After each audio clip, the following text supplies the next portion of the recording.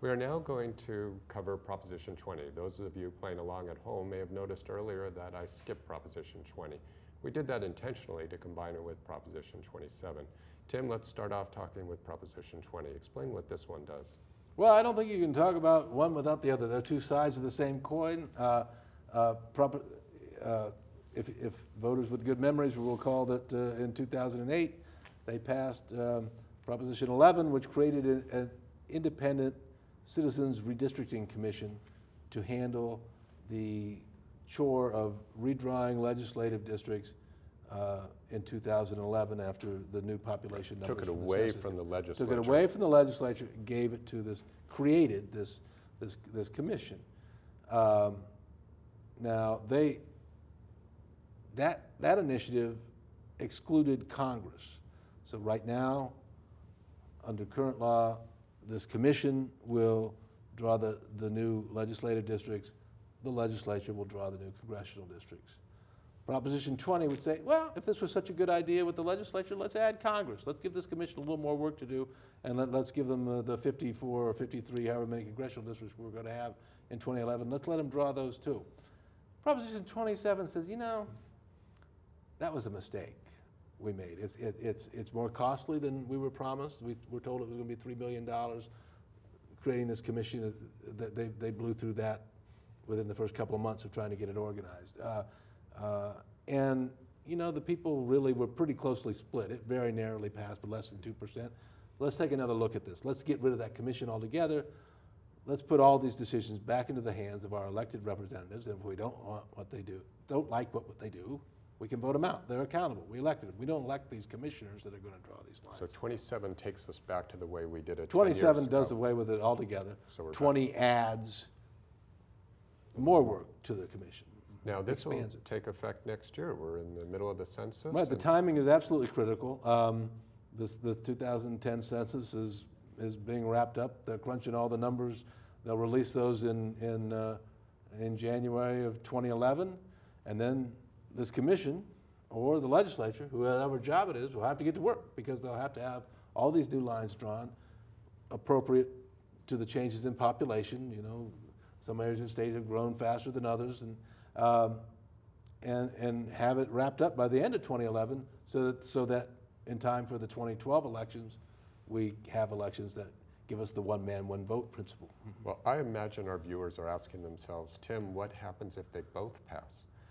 Yeah, if they both pass, 27 would trump it. I mean, if 20 says, let's give this job to the commission, and there's no commission to give it to, not much you can do. So in some sense, 27 is the one that trumps, and that would do away, we'd go back to the status quo. Let's talk about each of them individually for a moment.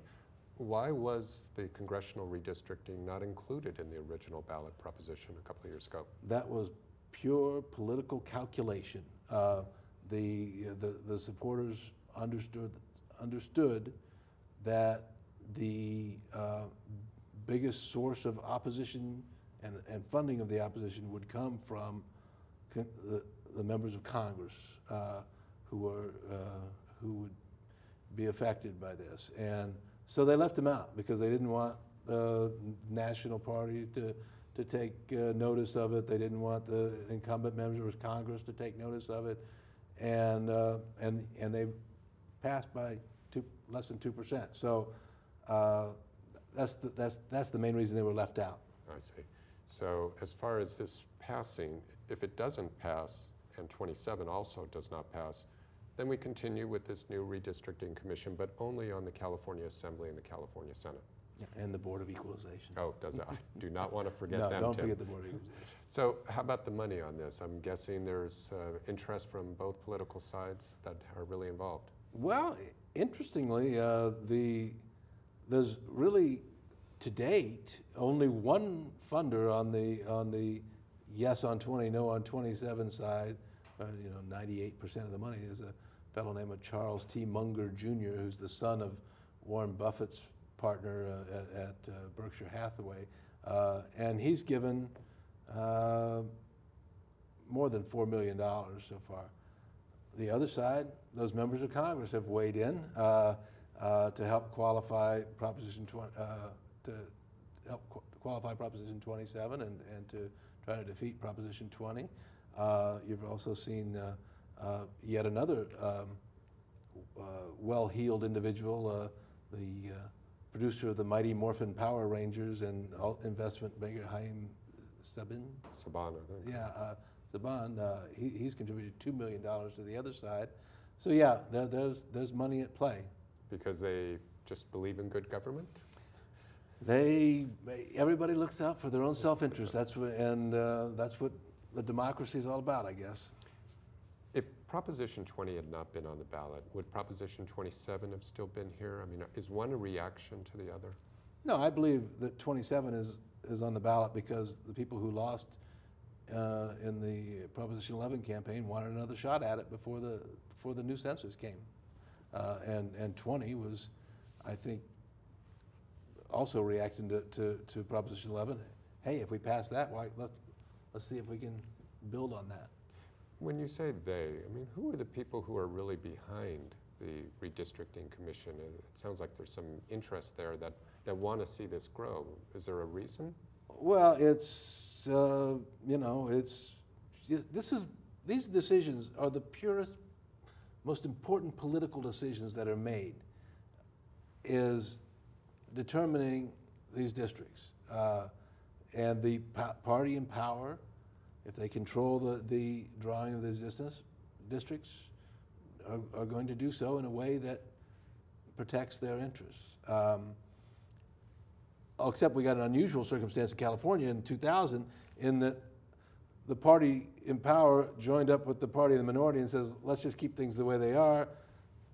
We'll protect what you've got, we'll protect what we got, and we'll call a truce for 10 years, I guess. And this is what led to many people accusing the legislature of creating gerrymandered districts that are oddly shaped. Yeah, a bipartisan gerrymander, I think is what it was largely called. Which is not to say that this new commission, it's a challenge. You got 38 million people in California, you got to divide it 80 ways, and you got to try to keep cities and political jurisdictions whole wherever you can, and it's not easy, and you can't, people think, well, why is, Oxnard, or pick a city, why did we get split? Well, somebody's going to get split. So we have about a minute left here.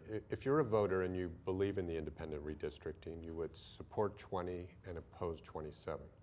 If you're a voter that feels, look, that's a legislature's job, who's ever in power, they should be in control of it, then you would oppose 20 and support 27. Is that sort of how you do it? That's correct, with one exception. I mean, with some exceptions. There are those who supported Proposition 11 and support this commission who feel that Proposition 20 is just too much too soon.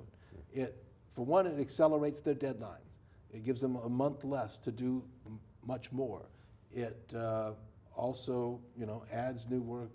The League of Women Voters, who for 20 years, the strongest proponents in this state and most consistent proponents in this state for independent redistricting, has come out against 20 and against 27. They said, let's give this commission, we created this commission, we set up the rules, let's make it happen, and we'll come back and think about the congressional issue later. Okay, well that wraps up. We've been looking at both Proposition 20 and Proposition 27, so think about that when you go into your voting booth. That concludes these two. We'll be back in a moment.